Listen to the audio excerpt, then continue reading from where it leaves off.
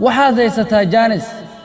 oraahdan waxaa in badan igu guubaabiya mid ka mid ah asxaabtayda oraahdanna wuxuu igu dhiirigeliyaa markastuu i arko inaan yara niyad jabaya ama aan ka waahsado howlahayga ama waxbarashadayda oraahdan ku kooban erayada gaaban markaan ugu fiirsaday si wanaagsan waxaa ii soo baxday inay ku fadhida macno weyn bal aan u gudagalo faahfaahinta eraygaas anigoo ka eegaya dhan walba oo nolosha kaga saabsan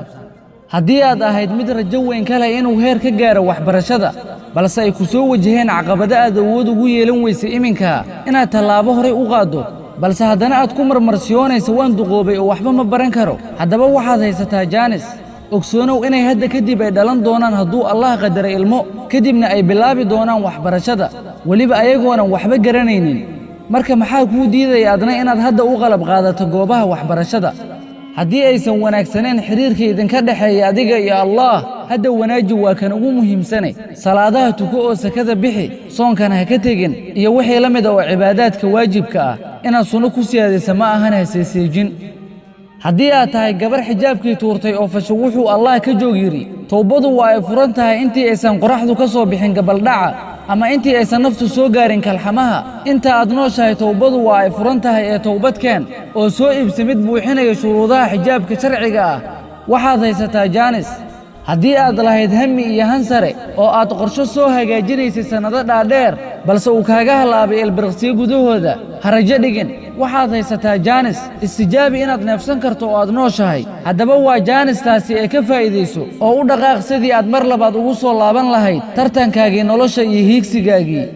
haddii uu ku dhaawacay qofaad jeclayd ama uu ku xumeeyey qofkaasoo ahaa qofkaad ugu jeclay dadka waan dareemi karaa dhaawaca uu kuu geystay inta uu leegyahay iyo inaad kala kulantay waxaadan marnaba ka filanaynin ayna kula noqotay layaab iyo amakaag balse sida oo ay tahay la soco inay dhulka korkiisa ay saaran yihiin boqolaal ama kumanaan qof oo ka wanaagsan asaga ee noloshaad ha u burburinin qof kaa tegey qofka kaa tegey wuxuu ku siiyey fursad aad ku raadsato qof asaga ka wanaagsan taasna waa jaanis ee ka faa'iidayso haddii aad allah kor ahaaya aad ka gashay dembiyo oo aad ahayd qof ku talax tegay carrada iyo caasinta allah walaal wallaahi waxaad haysataa fursad taasoo ah inaad nooshahay oo ay kuu furan tahay towbada alla weyne subxaanahu wa tacaala wuxuu yidhi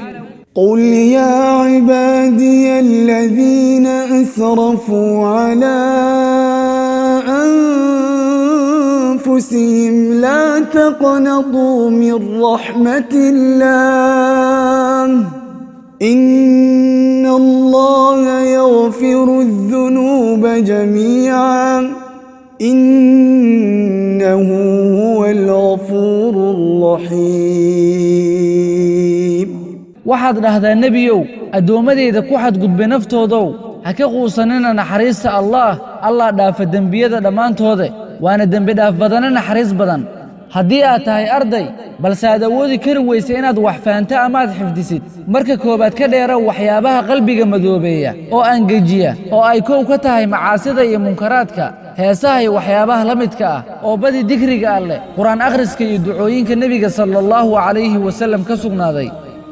haddii aad isfahmi weyseen dadka kugu xeeran iyo asxaabtaada oo ay yihiin kuwo wakhti geliya si ay kuu niyad jebiyaan ha iska aaminin inaad tahay qof ka liita dadka kale oo ay dadka kalena ay wanaagsan yihiin weli waxaad tahay qofkaagii wanaagsanaa oo waxaad u qalantahay inaad hesho saaxiib wanaagsan waxaad u qalantahay inaad hesho saaxiib ku dhiirigeliyo waxaad u qalantahay inaad hesho saaxiib kula wadaaga duruufaha nololeed laakiin haddii aad weysay ha u lumin farxaddaada oo raadso saaxiibbo kuwan ka wanaagsan waxaad haysataa jaanis